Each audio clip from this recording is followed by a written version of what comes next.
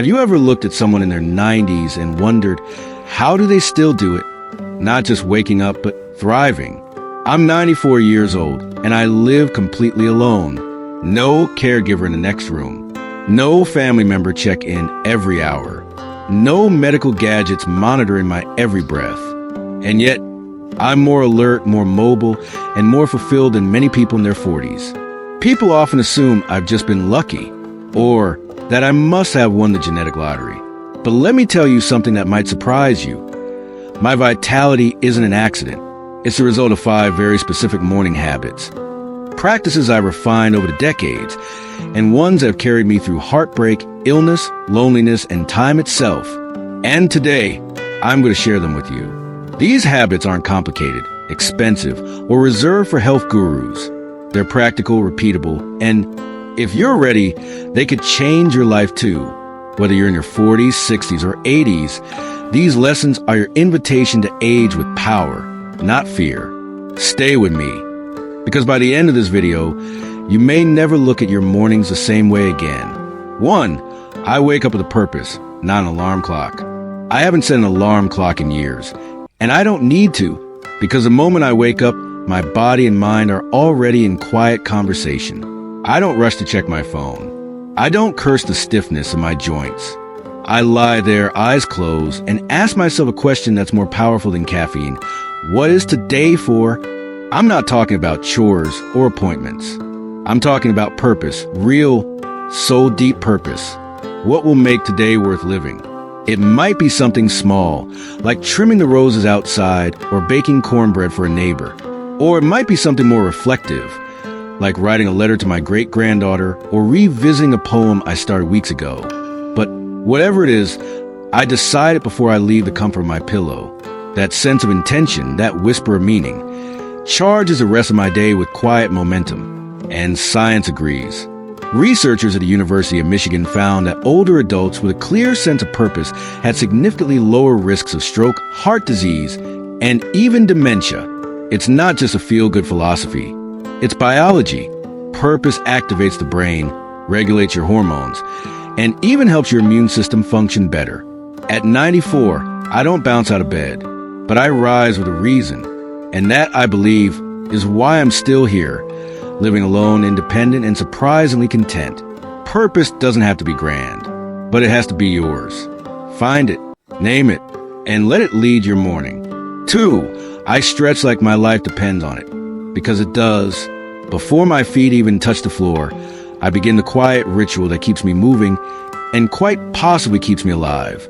I stretch, not like a yoga instructor or a gymnast, but like a man who knows what it means to feel stiff and what it means to feel free. Lying in bed, I raise my arms slowly over my head, feeling the pull through my ribs and shoulders. I rotate my ankles in lazy circles, loosening up the joints that used to carry me across dance floors and sidewalks. I twist my spine gently, left and right, like I'm waking up every part of me from the inside out. Then, once I rise, slowly and with care, I give myself another 5 minutes of movement. Seated leg lifts, light toe touches, neck rolls. Nothing fancy, but every move matters. See, at 94, mobility isn't just a luxury. It's the foundation of everything, of independence, of dignity, of the ability to put on your own socks or make your own tea. Stretching is my way of telling my body, I still need you, I still believe in you. And here's the truth most people don't understand, especially younger folks. Stiffness is a warning sign. It's what comes before the fall, before the walker, before the hospital bed. But when you stretch each morning, you send blood rushing through your muscles. You wake up your nerves, and you remind your joints that they still have a job to do. Younger people leap out of bed and straight into their to-do list. But I've learned that how you start your morning sets the tone for the whole day. This stretching ritual is like oiling the gears of an old but faithful machine. It's not just about staying flexible. It's about staying free. So if you're listening to this and you've never made stretching part of your morning, I'll say this with love. Start now, not when you're 94, not when the stiffness starts. Now, because this simple act may be the one thing that keeps you standing tall, physically and emotionally, when the years try to pull you down. 3. I drink my special morning elixir. Before most people even blink their eyes open and fumble for their coffee, I'm already in the kitchen, preparing something I like to call my longevity potion. It's not a miracle brew. It's not sold in fancy bottles with labels that promise youth. It's just a simple blend I've made every morning for the past 30 years. And I believe deep down in my bones, it's one of the reasons I'm still going strong at 94. Here's what's in it. A cup of warm water, a generous squeeze of fresh lemon, a splash of raw, unfiltered apple cider vinegar, a pinch of sea salt, and, depending on how I feel that day, a little raw honey or a dash of turmeric. That's it. No caffeine, no chemicals, no sugar crash. Now, some might roll their eyes, but this drink isn't about trends. It's about truth. That little cup does more than quench my thirst. It rehydrates my body after a night of sleep, replenishes lost minerals, and gets my digestion humming like an engine on a cold morning.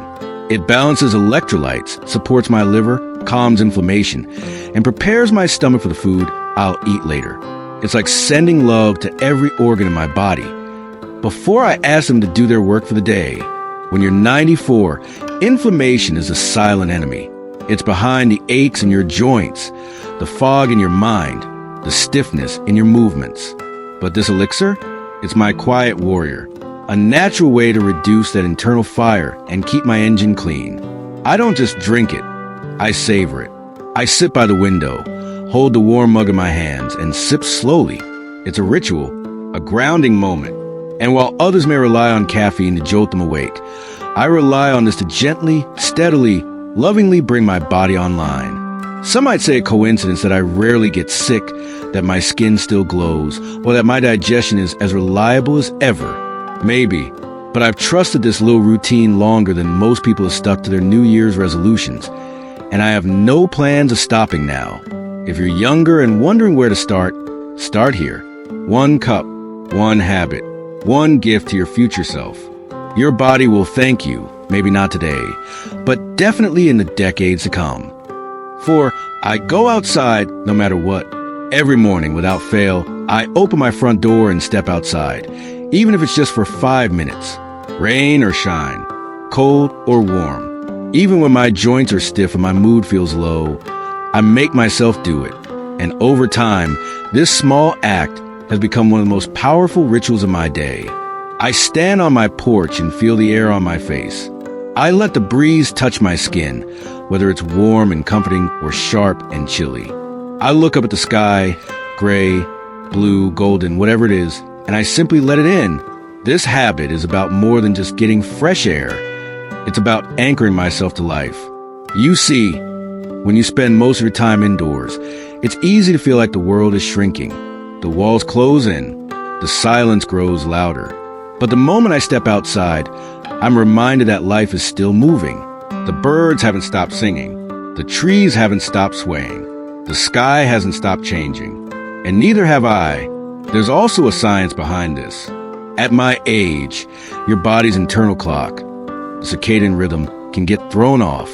And when that happens, sleep becomes restless, energy dips, and mood begins to slip. But when I expose my eyes to natural light early in the day, it helps regulate vital hormones like cortisol and melatonin. I sleep better. I feel sharper. I stay more grounded. And it's not just standing there. I move, slowly, deliberately. I stretch my arms toward the sky. I bend and breathe. Sometimes I walk a few steps barefoot on the grass, just to feel the earth under my feet. Other times I whisper a quiet prayer or simply give thanks. Because no matter how old you get, the world still holds wonder. If you're willing to step out and meet it. Being outside reminds me of something essential. I am still part of this world. I'm not forgotten. I'm not invisible. I'm still here. And that truth changes the way I carry myself all day long. 5.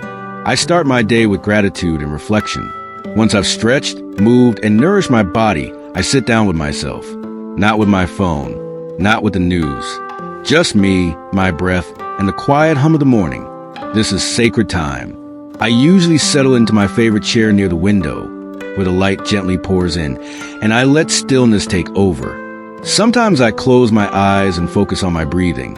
Other times, I pour a cup of warm tea and open my journal. And in that journal, I write, not essays or speeches, just little thoughts. A line or two about what I'm thankful for, a sunrise I didn't miss, a call from my niece, the strength to stand up without help. I also jot down worries that weigh on my heart, or hopes I carry for the day. Putting those thoughts on paper clears my mind. It reminds me that even as the years pile up, my inner world is still alive, still evolving, still full of meaning. This daily practice is more than a routine, it's medicine.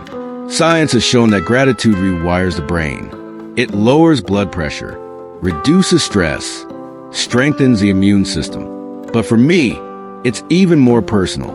Gratitude has become my armor. It shields me from the creeping bitterness that aging can bring. It helps me greet the day with gentleness instead of fear. And it anchors me when the world outside feels fast, cold, or distant. I've lived long enough to know that being alone and feeling lonely are not the same. Gratitude reminds me of that.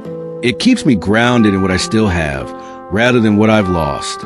It opens my heart to connection, even if it's just with myself. And it prepares me to face whatever comes with grace, strength, and a calm mind.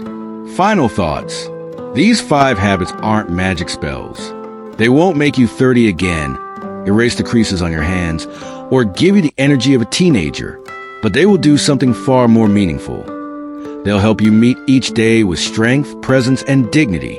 In a world that too often sidelines the elderly, that quietly expects us to fade into background, these rituals are my quiet revolution. They're how I say, I still matter. I still belong here. My life still has rhythm, purpose, and beauty. If you're watching this and you're younger, hear me clearly. Start now.